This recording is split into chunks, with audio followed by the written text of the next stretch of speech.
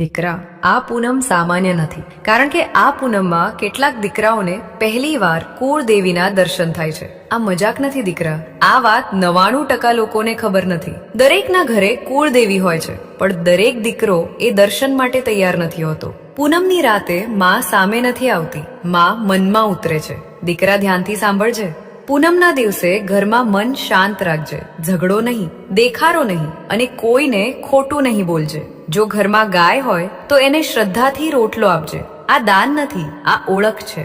રાત્રે જ્યારે ઊંઘ આવે ત્યારે તારી કુળદેવીનું નામ 7 વાર ધીમે લઈજે. ચામુંડા હોય, મેલડી હોય, મહાકાળી હોય, જે હોય એ નામ લઈ ચૂપચાપ સૂઈ જજે દીકરા. સપનામાં માં આવે તો આશ્ચર્ય ન કરજે, અને જો સપનું ન આવે પણ દિલ હળવું થઈ જાય તો સમજજે માં તને સ્પર્શ કરીને ગઈ છે. આ ચમત્કાર નથી દીકરા, આ તો કુળદેવી અને દીકરા વચ્ચેનો સંબંધ છે.